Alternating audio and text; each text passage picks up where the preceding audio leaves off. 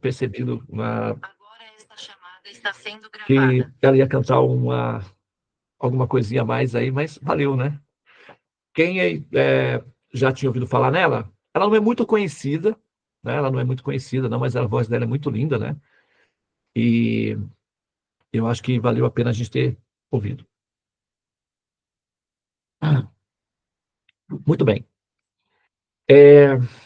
Então vamos lá, né? Olha só.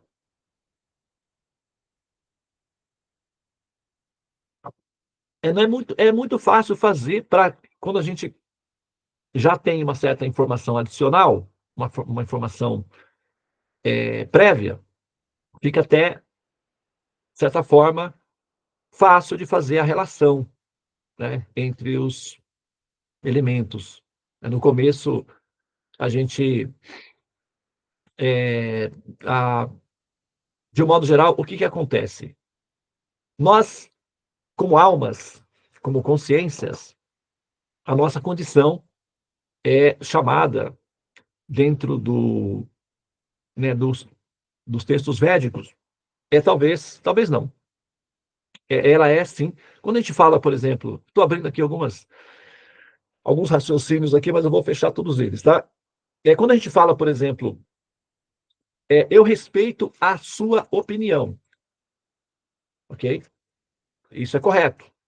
A gente, né, nós respeitamos a sua opinião.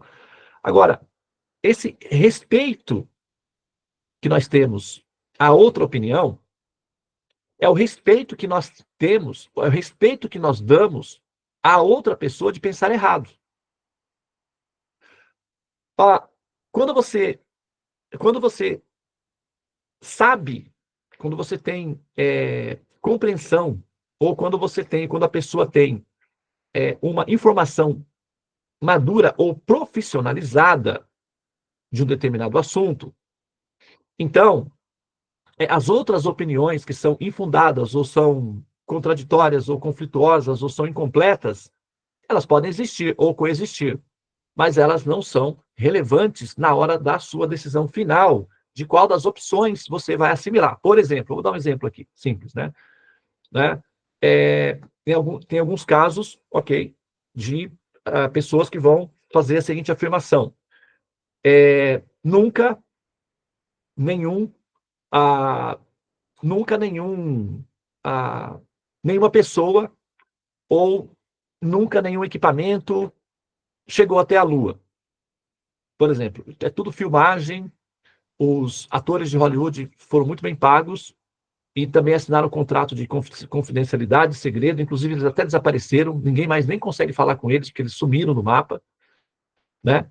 É, e aí eles fizeram essa montagem toda por conta de que o governo, né, tem uma família que controla o mundo e essa família que controla o mundo quer que você pense que foi, mas não foi, tal, etc. Esse governo, etc, etc. Um exemplo bem conhecido, casos assim, é o cantor brasileiro Geraldo Vandré, né? Ele cantou aquela canção Caminhando e Cantando e Seguindo a Canção, né? A música é muito bonita.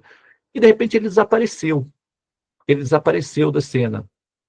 E a versão foi que ele tinha sido assassinado pelos militares, etc., e os militares, etc. E, na verdade, no fundo, o que ele tinha feito?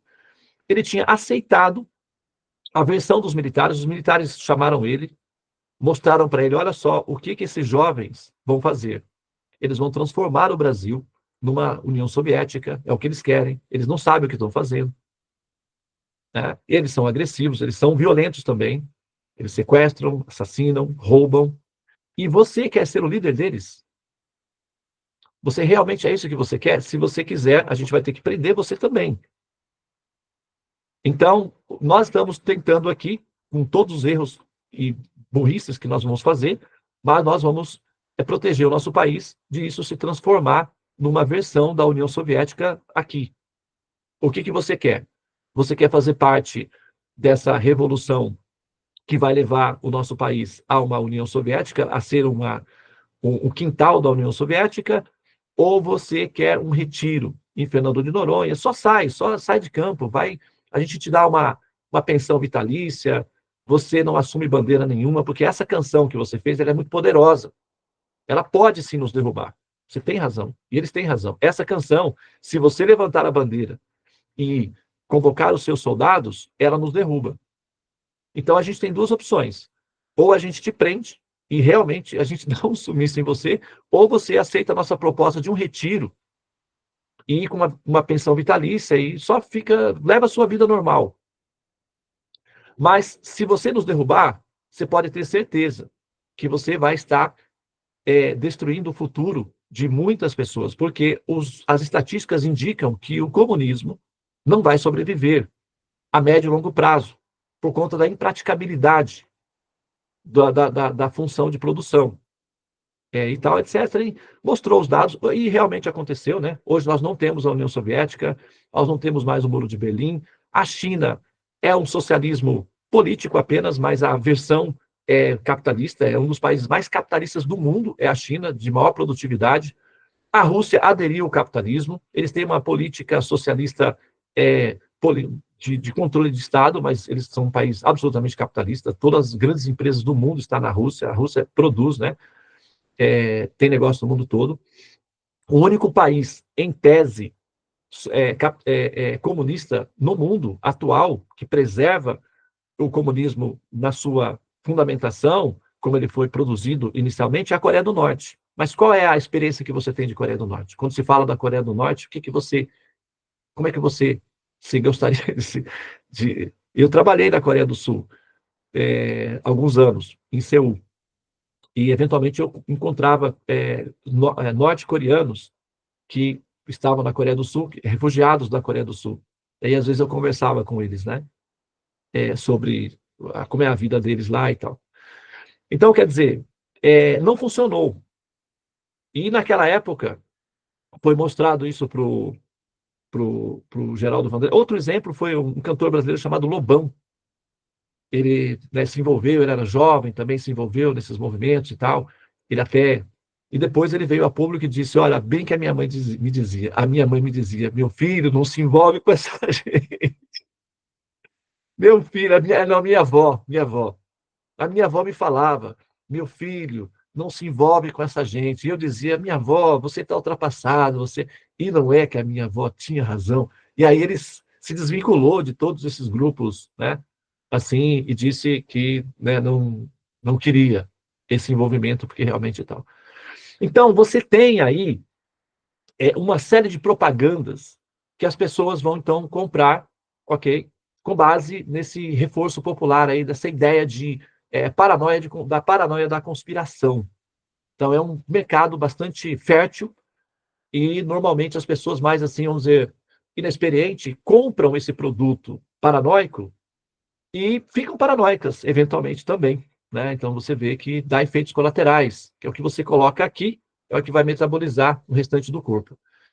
E o Geraldo Vandré felizmente, ele foi bastante racional, ele tinha uma família, então ele tinha que cuidar dos seus. Ele, então, aceitou uma pensão vitalícia do governo militar e ele simplesmente se refugiou lá nas ilhas de Fernando de Noronha e ficou lá tranquilo, fazendo músicas que não incentivassem a revolução e tal, e passou bem, e atualmente ele canta as músicas dele por aí, e não aconteceu de ele ser o revolucionário. Eu assisti um documentário que o próprio Geraldo Vandré, ele mencionou isso daí, os detalhes de ele aceitar refúgio militar e tal, ele não mencionou, ele tinha um documento e tal, eu fui atrás e fiquei sabendo.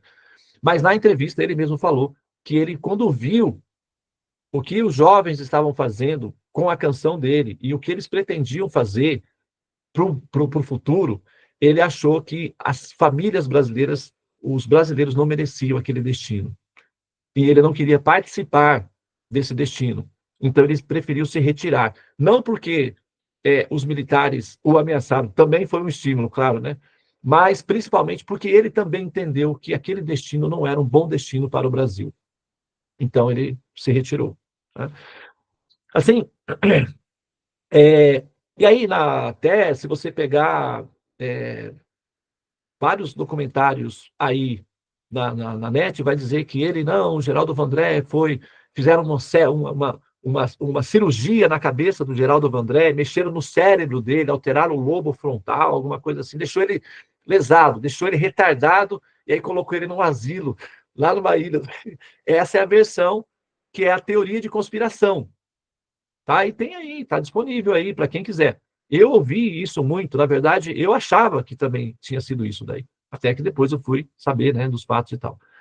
Então, também, você tem aí as teorias que vão dizer que, né, os planetas, esses planetas, né, que do nosso sistema solar são, né, habitados por civilizações muito avançadas e que ninguém foi na Terra e que a Terra, na verdade, ela é plana e tal. Então, você tem muitas opiniões, tá? Você tem muitas opiniões.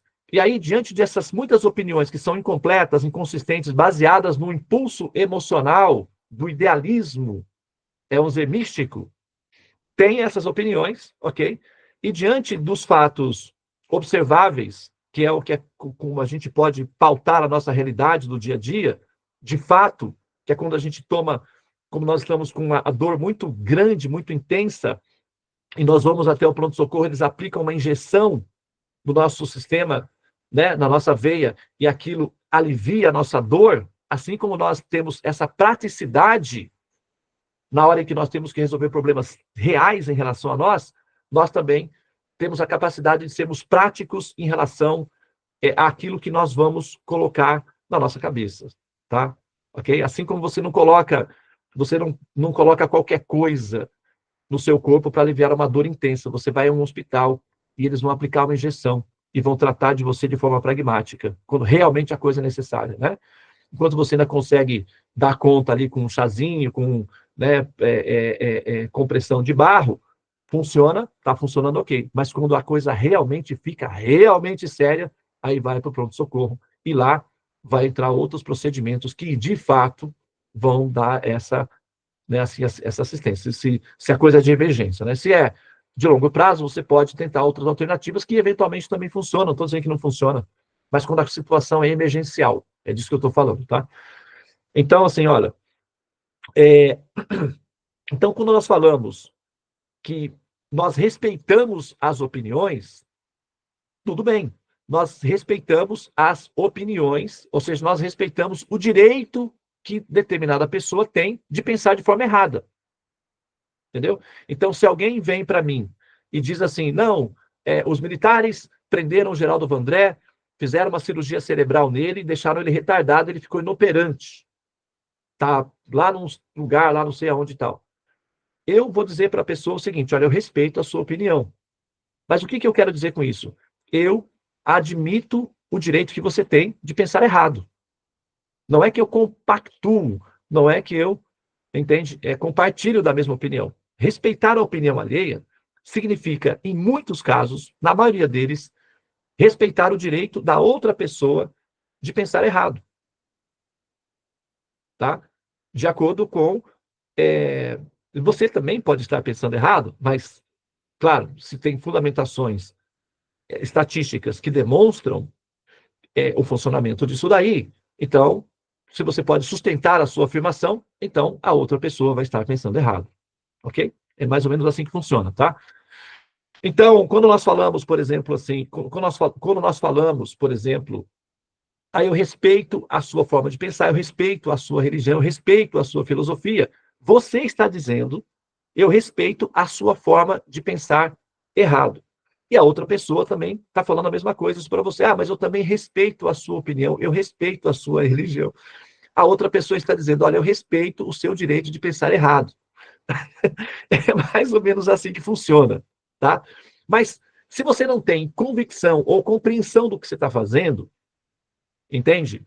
Então, o respeito que nós temos às demais formas de pensamento é só uma outra forma de dizer que eu não sei exatamente nem o que eu estou fazendo, tampouco sei o que você está fazendo, e admito que nós dois estamos mais ou menos perdidos. Então, já que nós dois somos dois cegos, então eu acho que eu não tenho o direito de admitir que sei o caminho, estou enxergando o caminho, nem tampouco você. Entretanto, a gente pode dar as mãos e tentar tatear para ver onde é que isso vai dar. Tá? Isso é uma outra forma também. Agora, quando se tem convicção, se tem noção, se enxerga, é dito, né?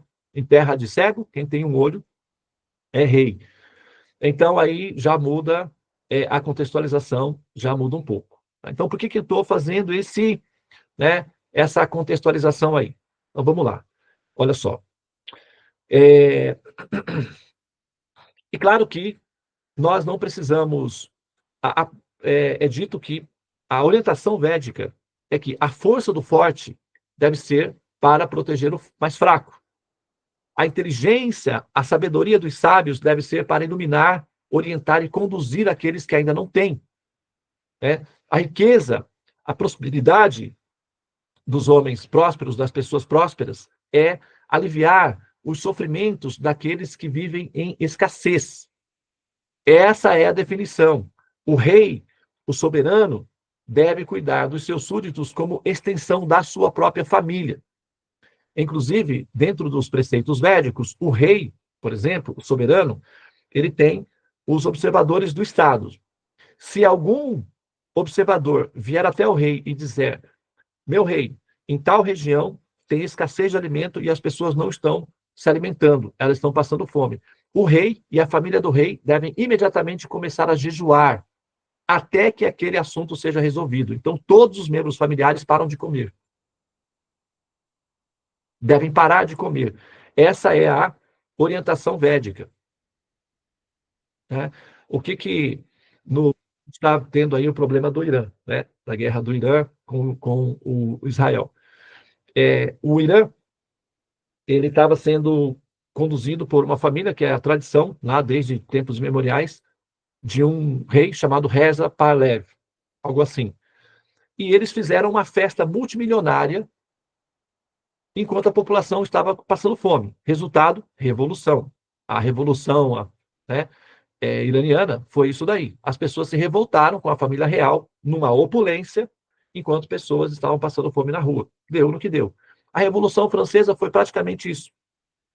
Né? A rainha Antonieta com o rei, alguma coisa, não me lembro exatamente quem era, mas era um rei, e eles deram festas multimilionárias com a população passando fome. Resultado, revolução. Então, por quê? Porque esse egocentrismo, essa falta de noção de que os súditos são extensão da própria família, é um problema que gera instabilidades e sofrimentos. Aí tem guerras. Né? O conceito védico, devido à sua sofisticação, principalmente, já sabe desses efeitos colaterais. Então, ele vai orientar o rei da seguinte maneira: você, rei, é um representante meu. Eu sou o Supremo. Você é meu representante. Você me representa. Todas as almas são meus filhos e filhas. Você, rei, você me representa. Logo, os seus cidadãos são seus filhos. Você pode puni-los? Pode, porque você é educador também. Entretanto, você deve tratá-los como filhos.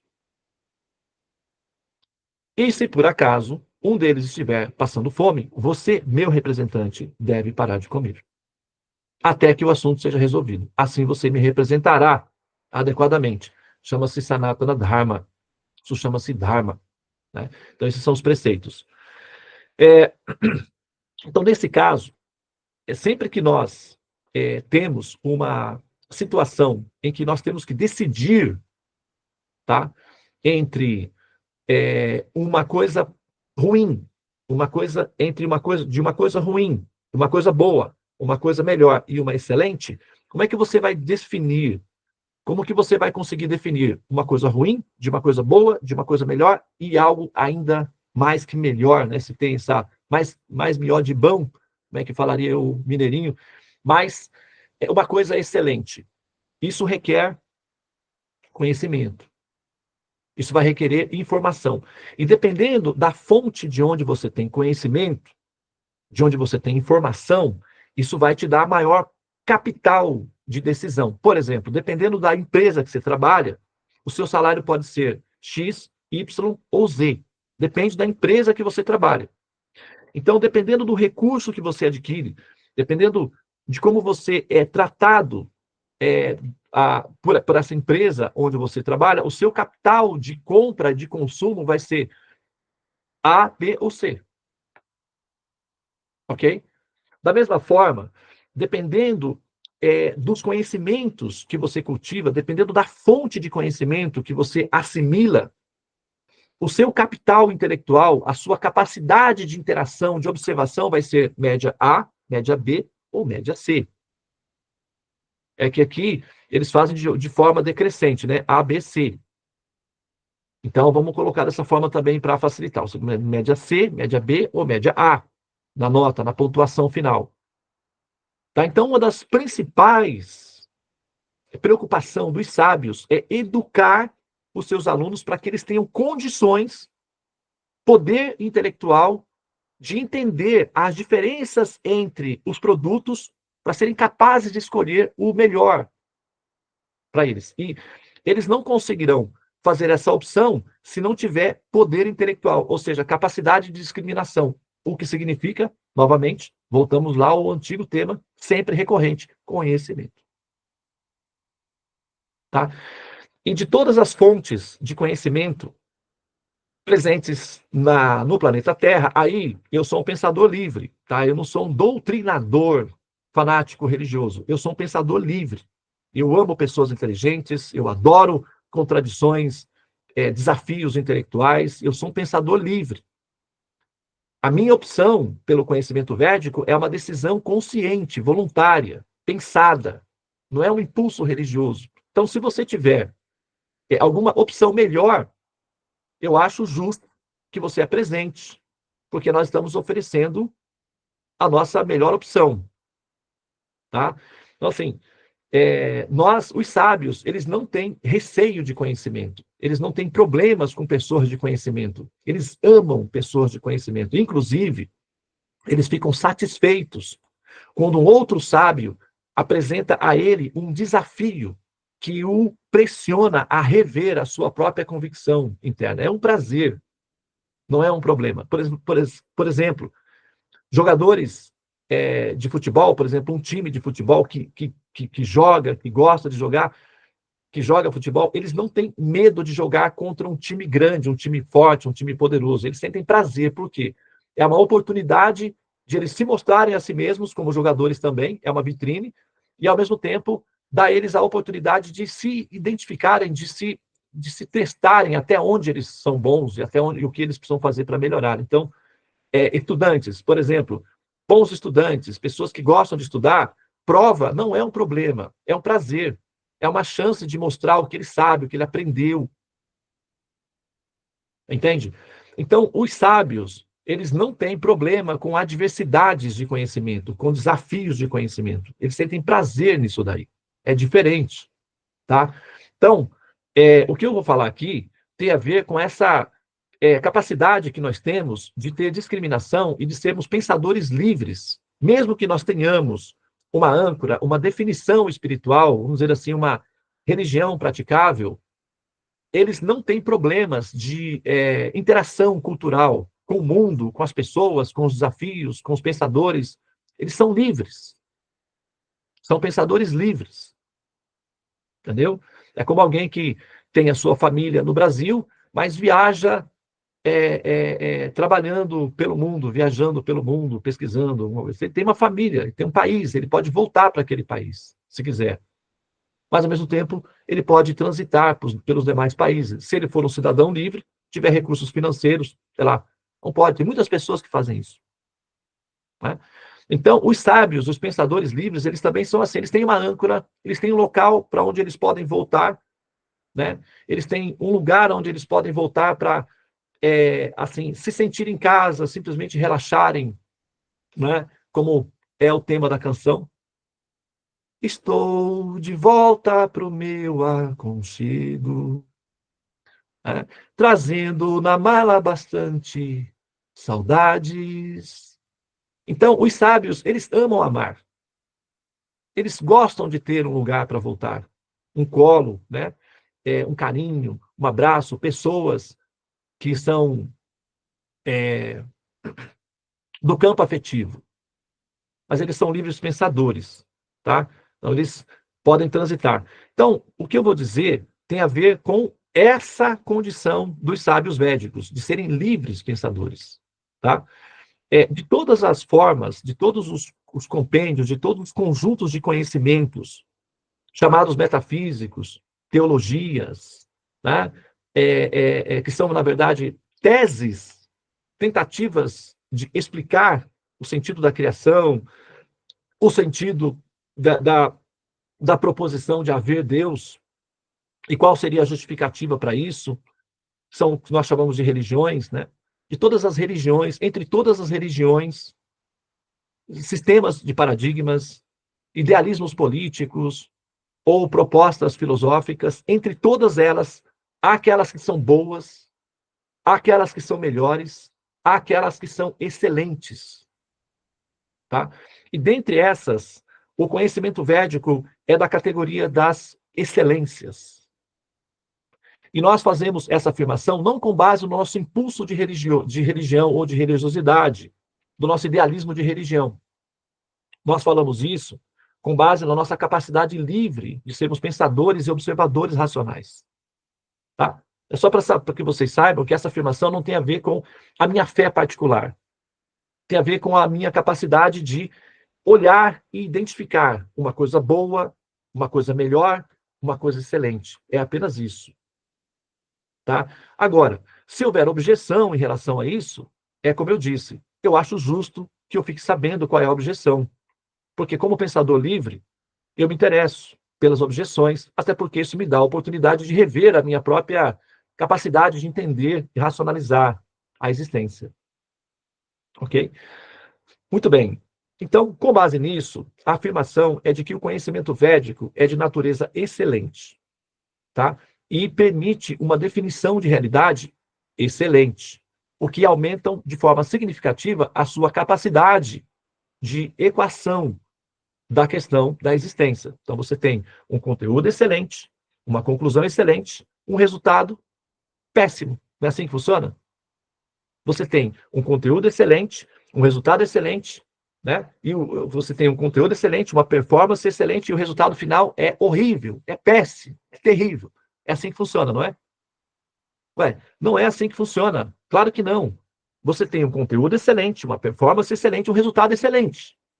É assim que funciona. É estatístico, é progressivo o sistema. Então, o resultado para você que cultiva esse conhecimento é de natureza excelente. Talvez você não entenda completamente isso. Você não domine essa informação no todo. Você não tenha condições ainda de fazer essa afirmação por si mesma. Tá tudo bem, é compreensível. Mas esse não é o meu caso.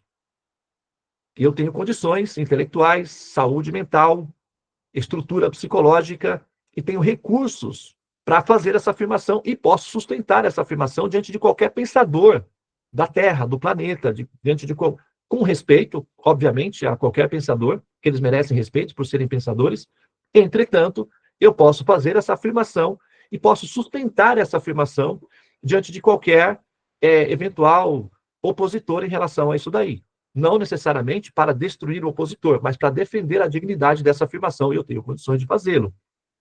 Tá? É só para vocês saberem que o que eu estou falando não é um blefe, não é uma tentativa de seduzir você para que você entre para a minha seita, ou para que você se torne o meu seguidor, alguma coisa assim. Eu sou um pensador livre, e eu tenho condições de fazer essa afirmação, com base na minha própria experiência, e com base na minha vida particular, e também, enfim, com aquelas pessoas que interagem comigo, sabem que o que eu estou falando não é um blefe, é uma afirmação consistente, ok? Então, esse conhecimento é excelente. O nosso método de cultivo desse conhecimento é excelente, e o resultado para você qual será? Péssimo, terrível. Vai ser uma decepção completa. É mais ou menos isso, né? Não, o resultado para você é excelente. O que é necessário é que você se predisponha a aprender os conhecimentos da maneira formal, como nós elaboramos para facilitar a sua vida. Depois que você adquire o conhecimento, você até pode reelaborá-lo, você até pode ressignificá-lo, você pode até criar um novo método, alguma coisa assim. Não tem problema nenhum, os sábios podem fazer isso. Mas até adquirir esse conhecimento, o ideal assim, utilizar o recurso do manualzinho técnico, porque aí ele vai mostrar o passo a passo, o ABC, assim, assim, assim, assim, assim. Depois que você dominou o caminho, aí você pode refazer o caminho várias vezes, de várias formas que você quiser. Aí você está livre também para refazer o caminho ou recriar um novo caminho, de acordo com a sua habilidade de fazê-lo. Entretanto, a responsabilidade é que você deverá levar o ser até o ponto final. Não pode fazer experiências laboratoriais, psicodélicas com a mente das pessoas, porque isso gera karma. E você sofre a consequência. Então, você pode ter a liberdade de criar novos caminhos, mas o resultado deve ser sempre o mesmo. O ser tem que chegar até a fase final, que é a liberação dele. Só isso. A condição é essa, tá? Então, olha só. Aí agora eu vou voltar. Eu fiz essa contextualização para reforçar, tá? Que a nossa fala é fundamentada em conhecimentos excelentes, ok? Então, quando a gente pensa assim, voltar ao lar, voltar ao Supremo. Estou de volta para o meu aconchego. Né? Então, é bom poder estar contigo de novo, ok? Nós, todos nós ouvimos desde pequenininhos, né, nas nossas religiões, nossas famílias, que nós temos que ir para o céu, voltar ao lar, voltar ao Supremo, né? E nós estamos aqui na Terra porque nós, né, aprontamos lá no céu, aí teve uma rebelião, fomos expulsos e tal. Né, a gente já falou sobre isso algumas vezes, então a gente parte desse princípio, que nós estamos aqui na Terra, que nós somos almas corporificadas, que nós assumimos um corpo, tá? Ah, nós estamos, os conceitos são, nós estamos encarnados, nós estamos corporificados e nós estamos condicionadas. Olha, é a mesma coisa, falado de 3 formas diferentes: nível bom, nível melhor, nível excelente. Tá? Então, no conceito védico, o conceito védico, ele trata de temas que normalmente ele vai lidar com essas 3 realidades. Ele vai falar, em algum momento, para o público base, para o público médio, e eventualmente ele vai falar para o público mais exigente, ou mais aperfeiçoado. Então, para o público básico, o termo utilizado é encarnação, encarnado. Então, você vai dizer, eu estou encarnada, eu encarnei nesse corpo. Então, essa informação é básica. Ela é ruim? Não. Ela é funcional, mas ela é básica. E ela não é muito produtiva porque essa afirmação, ela vai exigir que você, ela vai exigir que tenha carne, e vai exigir que você tenha entrado na carne, e vai exigir que você esteja entrelaçada com a carne. Primeiro tem que haver carne, tem que haver entrelaçamento, e essa afirmação final tem que ser válida. Tá? Então, na primeira fase, essa afirmação passa, mas com com certos critérios de observação, ela não mais se sustenta. Daí fica melhor a segunda afirmação, que é corporificada. A alma está corporificada. Ok? Então ela fica mais sutil, ela fica melhor. Eu não vou entrar nos detalhes do porquê aqui, porque a gente faz isso no nosso curso, que é o Tratado do Teorema dos Sonhos. Aqui eu estou dando uma pincelada geral, tá? Então, vai se dizer que a alma está corporificada. Isso é melhor. É melhor do que dizer encarnada, tá? Entretanto, ainda melhor, mais perfeito do que isso, é dizer que a alma está condicionada. Ok? Então, e por condicionamento, você pode entender isso como uma hipnose, por exemplo. Quando uma pessoa está sob estado de hipnose, ela está condicionada a pensar daquela forma. Como, por exemplo, quando você está dormindo, você está sonhando. Então, você está condicionada a pensar que você está num avião. Você pode estar sonhando que está fazendo uma viagem num avião, num helicóptero, num balão, né? enfim. Então você pode imaginar isso daí, ok? Mas é condicionamento. A pessoa está condicionada, então ela está na cama e condicionada a pensar que está num balão. Então o condicionamento é uma linguagem muito mais perfeita para entender a situação da nossa existência. Quando você pega a canção, deixa eu pegar aqui a letra da canção. Quando você pega essa condição em que o ser. Só um minutinho, pessoal. Então, acompanhando o raciocínio, alguém quer comentar alguma coisa até aqui?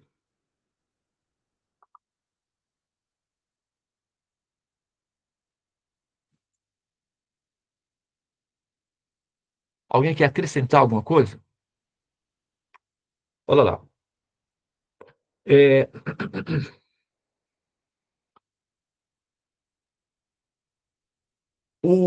a letra vai dizer o seguinte: é, no finalzinho dela, né? Vai dizer o seguinte: é duro ficar sem você de vez em quando, né? Parece que falta um pedaço de mim. Né? Então, tudo bem. Se a gente pensar, né? Se a gente pensar da seguinte maneira, não, essa canção ela está falando de uma situação de amor entre duas pessoas. Tudo bem, né? Ela vale aí também. É um nível de percepção da canção. Mas, como todas as manifestações que nós temos diante de nós, são as três fases que se apresentam: a fase básica, a fase média e a fase metafísica, que é a fase superior. Então, se você pegar a canção e colocar entre dois casais, ok, ela é para isso mesmo que ela serve. Mas ela não precisa parar aí. Né? Principalmente se o conteúdo, se o capital disponível for maior, você pode adquirir um produto de melhor qualidade. Se você tem um valor X, né, você pode viajar na classe econômica. Se o seu valor é médio, aí tem executiva. Agora, se você tem capital disponível para gastar, aí a primeira classe é mais indicado para pessoas que têm capital, que podem gastar mais, e isso não vai ser um problema no balanço final da contabilidade do final do mês. Né? Então vai depender. A pessoa pode parar por aí, onde ela tem. Então, a decisão não vai ser uma decisão necessariamente voluntária, é uma decisão condicionada. Né? Não é uma decisão. A pessoa ela não vai na classe econômica porque ela é voluntária da classe econômica. Ela vai na classe econômica porque ela está condicionada devido ao capital disponível àquela condição. Se ela tem maior liberdade, daí sim, ela pode viajar na classe executiva ou na classe primeira classe, com todas as facilidades, e ainda assim ela decide ir para a classe econômica, o problema é dela, é ela que vai sofrer as condições disso daí, porque o banco é apertadinho e tal, dependendo da viagem, pode ser até desconfortável. Ok, mas aí, né, normalmente, pessoas que têm capital disponível optam pela primeira classe ou pela executiva. Normalmente é assim. Eu tenho minha filha que trabalha nessa área e ela, né, ela já sabe. Ela falou para mim assim que quando o pessoal está no aeroporto, da maneira como eles andam, da maneira como eles procedem, eu já sei quem é da classe econômica, quem é da executiva e quem é da primeira classe. A maneira como eles chegam no check-in, não porque tem aquelas classes diferentes ali, mas só como eles vão até o check-in, a gente já sabe mais ou menos, dá para entender mais ou menos como é que funciona. É igual reconhecer brasileiro no aeroporto. Você está no aeroporto, você olha assim, de repente você viu o brasileiro. A pessoa não falou nada, mas você já sente que é um brasileiro. É muito interessante isso daí, né? Então, é isso daí. Agora, a gente pode pegar aqui, é duro ficar sem você de vez em quando, parece que falta um pedaço de mim. Qual é a questão fundamental da alma? Né? Por que nós buscamos conhecimento? Por que nós, sabe, essa canção é de volta para o aconchego. Você pode colocar de volta ao lar, de volta ao Supremo, de volta ao céu, de volta ao paraíso. Você só pode converter aí, e a partir dessa conversão você pode interpretar a canção nesse nível, que vai funcionar muito bem também. Você pode trazer ela um pouquinho mais para o analógico e entender um casal. Tá tudo certo, funciona também. Então, como que você usar o processo, ele vai funcionar, mas vai depender do capital de investimento. Se a pessoa não tem conteúdo de investimento, ou seja, metafísica, o entendimento do norte, do objetivo da vida, da criação, da existência, então ela vai parar no básico, naturalmente. Ela vai entender a canção como uma relação entre duas pessoas. E ela vai ficar por aí, tá? Agora, se a gente observa as almas, as religiões, os processos filosóficos, né, o que se chama de fractais, por exemplo, é uma tentativa de encontrar esse pedaço que falta de mim. Né? O problema é que é o seguinte, como nós somos seres infinitos, as almas, nós somos seres infinitos, a alma é eterna, e por ser eterna, você não consegue ser um ser eterno sem ter o infinito também à disposição. Porque se o ser é um ser eterno e o ambiente é finito, logo, logo, esse ser zera o ambiente. E aí como é que fica? Né? Não tem como. Então, eternidade só é possível no infinito. Você não pode ter eternidade num ambiente finito. É contraditório e a eternidade transborda o finito e vai ter que criar espaço para gerar possibilidades da eternidade. Logo, a eternidade ela só pode existir dentro do infinito, o que significa que o infinito é maior que a eternidade. É um paradoxo. Como é que pode, né? Uma coisa eterna, por excelência, você já né, é uma coisa permanente. Mas a eternidade só é possível dentro do infinito. O infinito tem que ser um pouquinho maior que a eternidade para que a eternidade caiba. Se a eternidade for um pouquinho maior que o infinito, pronto, já dá problema. Né? É um paradoxo, mas é assim que funciona. Tá? Então, como nós somos seres, almas eternas, se a gente admitir que a consciência é um princípio eterno, então, naturalmente, nós também temos que admitir que nós somos seres infinitos. Tá? E o ser infinito, ele só consegue, finalmente, sentir satisfação num ambiente infinito ou num recurso infinito. Um ser infinito que desconfiar que o ambiente é finito, já em si produz insatisfação. Ok? Tem uma lógica. Não sei se ficou claro, ficou entendível isso daí. Então, o que acontece? Enquanto almas, nós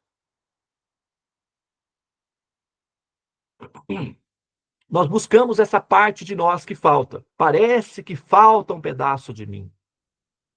Então, essa sensação de falta, essa sensação de ausência, essa sensação de incompletude, ela é consequência, ela é consequência da nossa desconfiança. Nós, como almas, desconfiamos, só desconfiamos, que nós não estamos num ambiente adequado. Por quê? Nós olhamos para o nosso lado, as pessoas que nós convivemos, e a gente observa um fenômeno da física chamado entropia, que significa dissolução, né? Destruição das coisas. Então, como as coisas se dissolvem, automaticamente o nosso impulso fundamental, intrínseco, vamos chamar isso, né? Vamos dizer, o inconsciente, percebe, espera, eu sou um ser, eu sou uma consciência eterna. Logo, eu só posso ser satisfeita ou estar né, realizada num ambiente infinito. Então, eu sou eterna e eu preciso de um ambiente infinito, ou situações infinitas e permanentes. A entropia é contraditória em relação a isso. Logo, dá ansiedade, vem medo, vem a insatisfação, vem a angústia e a violência consequente disso tudo, que é uma tentativa de equação de si mesmos. Então, o ambiente que não é permanente, logo, ele também não é infinito, tá? Gera no ser a desconfiança fundamental de que ela não está completa.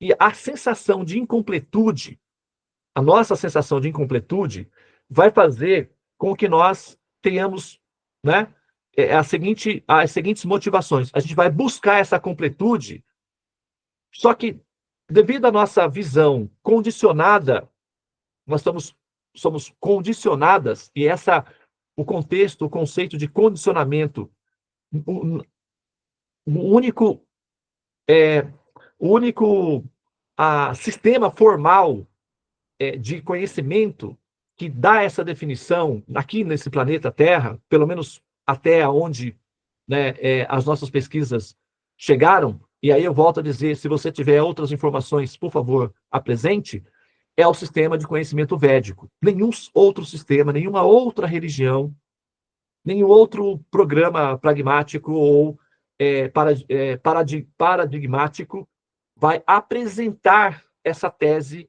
condicionamento.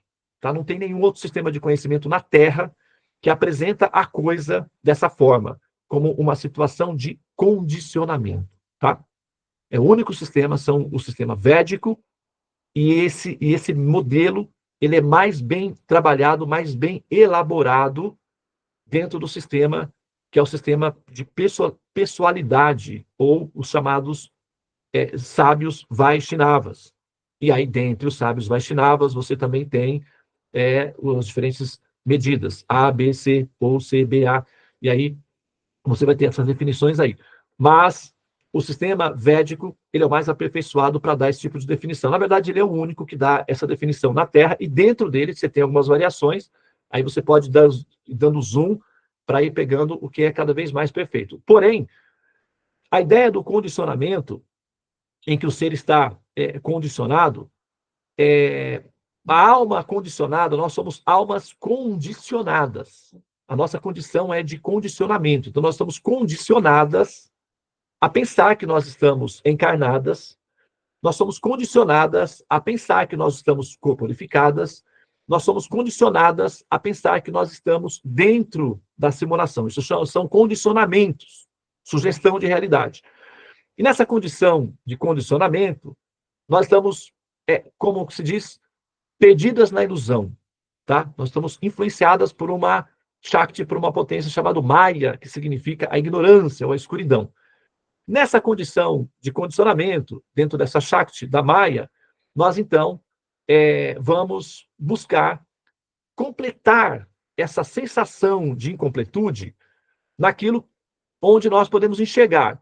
E o que nós podemos enxergar, o mais próximo do que nós podemos enxergar, são os nossos sentidos.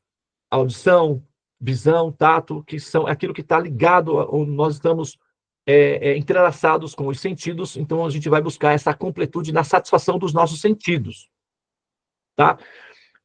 Comer, beber, ter relações sexuais, enfim, ter recursos materiais, isso tudo é a realização primeira da tentativa de completar a nossa incompletude através desses sentidos. Quando entra a função amar uma pessoa, viver uma experiência mágica de ternura, de amor, aí já essa fase é média. Não tem mais a ver com a voracidade do apetite sexual, das propriedades. Tem os casais que nós renunciamos tudo e saímos por aí de mãos dadas, sem nada, só com a mochila, para viver o nosso amor. Quer dizer, parece que essa experiência do romance, ela transcende as pressões básicas. É que depois a vida é real, vai chamar o casalzinho fofinho para a realidade, né? Mas o primeiro impulso é que nós não precisamos de nada, só de nós dois. Nós podemos nos completar apenas nos olhando. Essa é, assim, né, o impulso, mas é superior, porque você transcende a pressão básica da locomotiva do corpo, né? De comer, dormir e tal, das satisfações. Só aquela experiência mística da nutrição do amor já seria o suficiente. Isso pode ser, às vezes, uma mãe, por exemplo, está olhando para um filho no colo e pode pensar assim: eu não preciso de mais nada, não preciso nem dormir, nem comer, de nada, eu preciso apenas ficar olhando para você. E o filho também pode pensar da mesma forma. É que a vida traz esses seres de volta para a realidade, né? Mas pelo menos naquele momento, para a realidade condicionada, pragmática. Essa realidade, ela é real num ambiente adequado. A alma intui, essa intuição de que amar é o suficiente, ela é verdadeira. Ela só não é prática dentro do estado de condicionamento. Então, é uma intuição que a alma tem de que apenas amar é o suficiente. O restante, tudo vai ser fornecido automaticamente. Só que na condição da entropia, não é assim que funciona. Daqui a pouco a mãe tem que levantar para fazer, né, os afazeres da casa, o casalzinho tem que dormir em algum lugar, não tem amor que suporte né, chuva e depois frio intenso, esse casal vai precisar de um lugar, um aconchego. Então, a vida é assim, né? E por aí vai, em todas as formas de amor que tem no sistema condicionado. Mas essa intuição de que apenas amar é o suficiente é a intuição da alma. Então, nós vamos tentar completar essa intuição dentro do ambiente condicionado. Só que o ambiente condicionado, ele produz rupturas. E essas rupturas é que causa a sensação de vazio absoluto, de angústia existencial. Entende? E aí, o que acontece? Quando a gente olha aqui, né, nesse pedaço do refrão aqui, olha só. Que bom poder estar contigo de novo, né? Aqui, roçando o teu corpo e beijando você. Né, nós estamos falando de um casal, né, que se encontra, e é o objetivo principal da canção, estar lidando com o público, né? Para mim, tu és a estrela mais linda, teus olhos me prendem, fascinam. A paz que eu gosto de ter. Teus olhos me prendem, fascinam. Ou seja, essa experiência metafísica do ato de amar satisfaz plenamente o ser. Então, pelo menos nós temos um vestígio, né, uma fagulha, uma centelha de que essa experiência de amar, aí está falando de dois casais, mas poderia ser a mãe com o bebê no colo também. Né? Poderia ser uma pessoa com o seu bichinho de estimação. Né? Poderia ser alguém olhando o jardim. Né? Pode ser alguém olhando o pôr do sol, os peixinhos no aquário. Tanto faz. Essa experiência metafísica da sensação integral de amor, ela não é condicionada especificamente a um casalzinho apaixonado. É que o casalzinho apaixonado é o arquétipo que a gente tem, que é o arquétipo é o que predomina. Mas você pode encontrar essa experiência em muitas outras situações ou circunstâncias. Né? Então, esse impulso da alma de chegar a esse ponto, ele é real. A situação do condicionamento é que gera essa deficiência que fragmenta o ser e causa a ansiedade, né? A paz que eu gosto de ter, a paz que eu anseio por ter, a paz que eu desejo. Essa paz, essa fascinação, esse encontro mágico, momentâneo, esse instante, esse lapso no tempo é o que me faz viver. Eu anseio por isso, eu busco por isso. Não sei se vocês já ouviram falar, as mulheres principalmente, né? Se reúnem para conversar sobre se está apaixonada, se apaixonou, se está rolando e tal, alguma coisa assim, porque elas são mais romantizadas. O que elas anseiam? Elas anseiam exatamente isso. Exatamente isso. Elas anseiam estar apaixonada. Eu preciso estar apaixonada, eu anseio por isso. Não, elas ficam procurando onde que vai ser esse momento. Por quê? Esse é o princípio, que é o arquétipo da busca do amor, né? E claro que as mulheres, como elas são mais aperfeiçoadas na arte de experimentar essa substância, então elas dominam, vamos dizer assim, o mercado do amor, pode-se dizer, né? Por isso elas são o arquétipo do amor. Né? Então, assim, agora, olha só, na parte final, me alegro na hora de regressar. Parece que vou mergulhar na felicidade sem fim. Então, se a gente canalizar, se a gente educar ou orientar, vamos colocar dessa maneira, a nossa alma, entre aspas, e muitas aspas, tá? Aí eu estou colocando para facilitar a didática, mas se a gente educar a nossa alma a essa sensação no processo dessa yoga, desse reencontro com o infinito. Então, essa sensação de. Porque o infinito, o infinito que se fragmenta é outro paradoxo, né? A alma corporificada ou condicionada é o infinito que se fragmenta, desaparece com o tempo. Né? É um infinito, né? Como o Vinícius de Moraes disse, né? Infinito enquanto dura. Olha lá. Né? Então, esse infinito enquanto dura, posto que eterno, né, imortal, ou seja, permanente, é chama que jamais se apaga, que é essa experiência mágica do êxtase do amor, esse infinito que se fragmenta, ele gera a sensação da incompletude. Então, essa pessoa, ela vai continuar sentindo falta, sentindo uma falta. Por mais que ela tenha tudo, por mais que ela tenha riqueza, por mais que ela tenha beleza, por mais que ela tenha saúde, por mais que ela tenha tudo à disposição, esse sentimento de falta, de incompletude vai estar presente.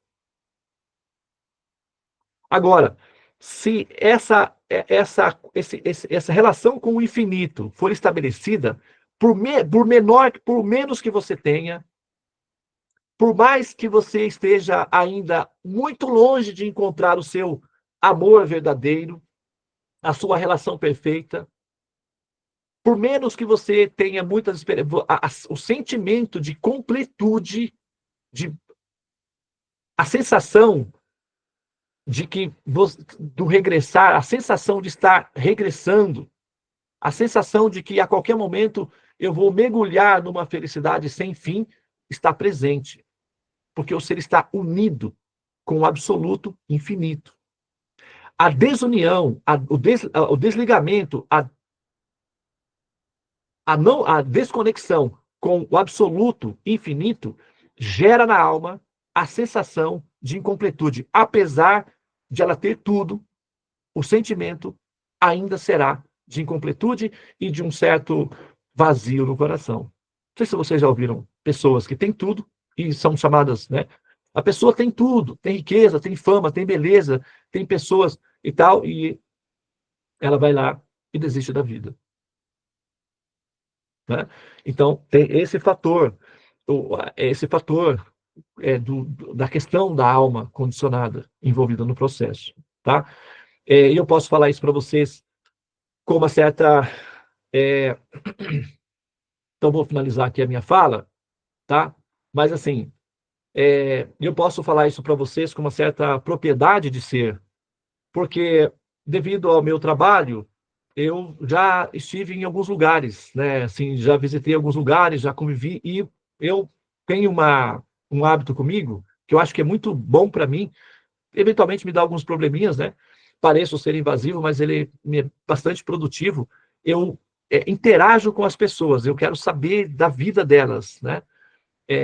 Amanhecer o dia e eu preciso só saber como vai você. Então, nos lugares onde eu estou, eu vou na rua, eu interajo com as pessoas, eu quero conversar com elas, eu quero conhecê-las. Né? Então, eu normalmente viajo para cidades menores, para o interior também, para conhecer as pessoas, para vivenciar a experiência delas, para entendê-las. Né? E essa é a minha... Eu aproveito essas viagens para fazer esses laboratórios de reconhecimento de dados, para ver até onde também a minha tese de existência ela procede ou não, lidando com a matéria-prima da minha pesquisa, que é o próprio ser, né, a consciência, ou seja, a alma em si. E, sabe, de todos os lugares, em todos os lugares que nós vamos, como eu disse, né, trabalhei um período na Coreia do Sul, na capital, em Seul. Agora, estive alguns dias na cidade de Dubai, que é uma cidade, assim, muito requisitada, muito almejada pelas pessoas, né? Que são pessoas mais ricas do mundo. Ali você é uma cidade onde você se depara com as pessoas mais ricas do mundo, né? Assim, você vê elas andando, você pode até falar com elas, né? Em determinadas circunstâncias. E, mas aonde nós vamos, com qualquer pessoa que nós falamos, a gente encontra esse padrãozinho. Tem uma falta, uma ansiedade, uma busca de alguma coisa que ela ainda não obteve, ou que ela está, né, buscando por. Ok? Então, são as mesmas atividades, né? As pessoas, elas caminham, elas falam, elas comem, elas procuram relacionarem-se, elas têm, né, suas demandas, e elas estão com uma certa ansiedade que é, né, o medo do resultado final que isso tudo vai dar. E, eventualmente, isso gera uma certa violência, né? Essa incompletude, essa ausência de substância, de ternura, dá estresse. E esse estresse, dependendo do ambiente geográfico e né, do palco gerado das guerras, né, como nós, né, assim, ali você tem um dos ambientes mais ricos do mundo, aquele ambiente ali, que é o ambiente do Oriente Médio, que é toda a riqueza do mundo, toda a energia que o mundo precisa para girar, praticamente sai dali, que é o petróleo. Aquele local é todo, no passado, aquilo tudo ali era oceano, por isso que é tão desértico, né? O sal, ele impede o crescimento o sal e o sol, né? Num passado muito remoto era oceano, depois era floresta, depois virou deserto, então acumulou muito material orgânico no subsolo, e isso é o petróleo. Então, o petróleo do mundo praticamente sai dali. Então, as cidades são extremamente luxuriosas, no sentido de excêntricas, muito ricas, mas dá para sentir a tensão, o medo. Quando nós conversamos com as pessoas, a gente vê que elas não têm respostas para as próprias questões, ou seja, é mecanizado. Então, é dito que a grama do vizinho, né, sempre parece ser mais verdinha para o boi. Então, a gente almeja, por exemplo, o sonho de alguém, por exemplo, vamos colocar assim, viver em Dubai, né, morar em Dubai, viver em Dubai, ter riquezas, tá? Assim, ou viver em Nova York, que seja. Então, depois que a pessoa chega nesse estágio, chega nesse ponto, se verifica que ela própria verifica que não é o satisfatório. Quer ver? Por exemplo, pega a sua própria vida. Você mora numa casa confortável, você tem uma vida relativamente confortável. Centenas, milhares de pessoas gostariam de estar exatamente onde você está agora. Centenas, milhares de pessoas almejam ter o que você tem. Um carro para poder se locomover, uma conta bancária que dá condições de você pagar as suas despesas, ou ter a saúde que você tem. Centenas, milhares de pessoas almejam ter o que você tem. E você já tem. Então você deveria estar plena. Porque do ponto de vista das pessoas que não têm o que você tem, ter o que você tem é o que realmente traria para elas felicidade. Traz um alívio do sofrimento. Ela tem uma felicidade no momento, realiza essa felicidade, mas depois, quando ela se acostuma ao estilo de vida, volta essa sensação de vazio. Né? Como, por exemplo, milhares de pessoas anseiam, por exemplo, viver em Dubai ou viver em Nova York, não estão pessoas que fazem grandes sacrifícios para ir morar num país estrangeiro, né? Mas quando você se acostuma, volta novamente esse problema, parece que falta um pedaço de mim. Né? Então, faz os comparativos daqueles que não têm o que você ainda tem, que você já tem, e eles vão partir do princípio de que quando eles chegarem a ter o que você tem, ou estar onde você está, ou como você está, aí sim eles vão ser plenamente felizes. Então, eles passam a vida toda tentando chegar onde você já está, sem considerar plenamente que muitos que já estão aí, né? Mas assim, a carência vai empurrar para esse ponto. Não é errado isso. As pessoas têm que desejar ter melhores condições, mais dignidade de vida. Não estou questionando isso. Mas a questão é que a falta de compreensão, a falta de conhecimento, sempre traz de volta o problema fundamental da alma, que é a ausência de completude. E não importa a condição em que o ser esteja, tá? Do ponto de vista externo. Então, o que nós precisamos fazer para ter felicidade plena, ou seja, a sensação de completude, é o cultivo de conhecimento, porque com ele você se sentirá plena em qualquer condição em que você estiver. Mesmo que tenha situações com dificuldade, vivendo as dificuldades, mas o sentimento é de plenitude, de união, de conexão. Então você nunca vai se sentir vazio ou vazia. O que é bom para outra pessoa que convive com você. Por quê? Porque você não vai jogar sobre a outra pessoa que convive com você o peso de fazer você feliz. Porque a outra pessoa, pobrezinha, acredite, não dá conta, nem dela mesma. O que se dizer de dar conta da sua demanda?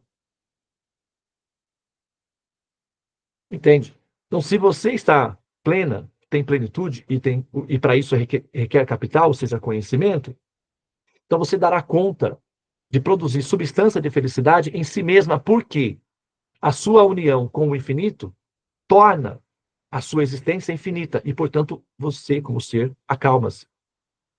E, naturalmente, a consequência disso é substância de ananda, de felicidade. O outro que está próximo de você é liberado da responsabilidade de fazer você feliz, o que é incongruente, porque o outro, aquele outro ali, não dá conta dessa demanda, é maior do que a capacidade que esse outro tem, porque ele também é um pedacinho incompleto, buscando se completar. Ele acha que você é responsável por isso. Então ele vai jogar sobre você a demanda de fazê-lo feliz. E assim são as nossas relações. Nós transferimos para o outro essa responsabilidade de nos fazer felizes. E o outro só consegue fazer isso um pouquinho, que é um lapso no tempo. E se você não for o ser completo, esse pouquinho, infinito enquanto dura.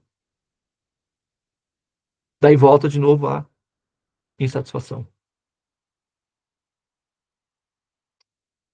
Ok? Faz sentido? Então você viu que uma música aparentemente simples, né? Até onde ela pode nos levar, mas a questão é, é necessário, né, o conteúdo de fundo, ou seja, o capital de gastos para chegar até esse ponto. Então, nós conseguimos fazer isso com todas os impulsos metafísicos. Nós chamamos de músicas, são impulsos metafísicos, ou seja, são lapsos do ser, da consciência, tentando uma relação de equação que justifique a existência. É o que nós chamamos de arte, cultura, dança. Em todas as manifestações culturais, são impulsos, né, que a alma tem dessa busca de completude. E nós fazemos essa relação metafísica com as canções. Isso é cultura. Por isso que o nosso canal no YouTube chama-se Cultura Seva. E cultura, quando ela é refinada e calibrada para o norte absoluto, a qual ela está destinada, ela se torna metafísica. Metafísica é filosofia. E filosofia é o amor ao conhecimento. E o conhecimento produz amor ao Supremo. E é preciso, né, informação para fazer essa equação. E essa é a nossa responsabilidade. E nós assumimos essa responsabilidade com satisfação e prazer. Por isso que é tão importante para nós termos alguns alunos predispostos a aprender de maneira formalizada e voluntária. É tão bom, satisfatório para nós que temos essa responsabilidade de equacionar o outro ser, quando esse outro ser coopera com interesse nos temas. E como nós temos um prazo, no sentido de que isso não é uma relação escravocrata, ou seja, o ser não é um ser que estará aprisionado a isso eternamente, ele também tem a liberdade de pensar em si mesmo como um ser livre, logo depois que adquire os conhecimentos. Então, não é para sempre que o ser terá essa obrigação. Agora, é que os conhecimentos criam amor ao conhecimento, então acaba sendo uma relação permanente. Mas aí já é por prazer, não é mais por necessidade de se resolver ou de aliviar as aflições. Essa fase de cultivo de conhecimento para aliviar as aflições é a primeira fase. É uma fase básica. Depois, ela se transforma em fonte de prazer, satisfação. Tá? Muito bem, então eu vou pausar aqui, né? Nós já passamos um pouco, mas eu dei uma boa folga para vocês aí, né? Vai lá. Então, eu acho que dá uma abusadinha hoje, não é tão ruim assim, porque afinal de contas eu estou com um tempinho aí de crédito, né, para gastar. Mas a Dave alguém quer mencionar alguma coisa? A Dave está com a mão levantada ou alguém está com a mão levantada? Tem uma pergunta muito boa aí. Aline, você quer falar ou você quer que eu leia? Posso ler? Tá, então ela fez uma pergunta muito boa. Ela diz assim: essa experiência, né, de incompletude, de querer, né, procurar, não podia ser o desejo de alma de amor por Krishna? Você está fazendo essa pergunta para mim pessoalmente ou como um pensador humanitário? Em relação à música, né? Você falou muito diferente do que eu estava visando, né? A minha visão era simplesmente que a música me levava à completude de Krishna, o desejo de voltar, né? Ela fala muito nisso. Então eu pensei muito nisso. Esse amor de alma, de homem e mulher, que você disse que dois namoradinhos saem aí e depois pensa, né? Como é que vai fazer isso tudo? Só me levava ao conhecimento védico, o conhecimento de Krishna. O desejo de voltar para casa, no meu sentido, é o desejo de amor por Krishna, é o que me preenche. Muito bem, eu compartilho com você da mesma opinião, tá? Até porque, de certa forma, por encontros, pelo movimento do universo, né? Pelo nosso encontro, então a gente pode dizer que nós dois compartilhamos a mesma opinião, ou que nós somos o quê? Farinha do mesmo saco, pode-se dizer assim, né? Mas o que acontece? Nós podemos falar assim, do ponto de vista da nossa experiência particular, com o capital de gastos que nós temos à disposição, ou seja, a informação, de conhecimento. Então, a gente pode mencionar a pessoa Krishna diretamente, porque a nossa lente permite enxergar esse ser na pauta da equação. Mas a gente não pode aplicar esse mesmo princípio de maneira genérica. Em última instância, de fato, né, na medida em que você. Olha só, como nós falamos, né? Você tem uma operação que ela se conclui na base, e ela fica completa com a base, né? Uma casa, por exemplo, ela não precisa ser rebocada, ela não precisa ser finalizada, ela tendo infraestrutura de saneamento básico e eletricidade, tem muitas pessoas que já vão morar lá dentro, mesmo que ela esteja incompleta. Então, ela já fica funcional. Agora, uma casa rebocada, finalizada, ela é bem melhor. E uma casa finalizada e ajardinada e com piscina é ainda melhor. As três cumprem a mesma função, né? Um carro, você tem um carro, né, básico, um carro médio, todos eles cumprem a função de te levar até a outra cidade. Mas aí, né, vai depender da condição de conforto em si. Então, para a humanidade, de modo geral, Krishna não é uma necessariedade. O que a humanidade genérica, Deus já é o suficiente, já satisfaz a necessidade dessa completude. Então, tem muitas pessoas que vão para uma religião e ali elas encontram Deus. Elas não sabem definir quem é, como é que é, está incompleta a operação, mas já é o suficiente. Elas ficam satisfeitas aí com, né? Inclusive, você tem até um sistema metafísico, um sistema teológico que não é muito bem elaborado, mas ele cumpre a função. A pessoa fica satisfeita com a ideia de Deus. De modo geral, a compreensão de Deus já é o suficiente para nutrir a humanidade como um todo, né? Então, isso é o suficiente. Então, a humanidade não precisa necessariamente de Krishna. Ela só precisa de Deus, a princípio. Agora, quando esse ser que já tem Deus, que já tem uma experiência com Deus, que já tem uma realização de Deus, começa a ficar curiosa acerca de quem é essa pessoa e os motivos pelos quais essa pessoa faz o que faz, aí vai requerer uma estrutura um pouco mais complexa. Somente a percepção de Deus não é mais o suficiente. Então, ela já começa a desenvolver interesses mais complexos. Então, aí, nesse caso, você vai, então, ter os gyanis que vão explicar que essa presença infinita, ela tem uma luz, é uma luz impessoal, ou é uma energia, etc., e outra que vai definir que é uma pessoa, e essa pessoa, eventualmente, pode ser apresentada como Vishnu, como Kali, como Durga, como, sabe, Ganesha, etc. Então, você já tem, ou então, como Jesus, ou como, sabe, Kuan ou que seja, né, Oxalá, etc. E aí você já tem uma certa definição média de uma pessoalidade.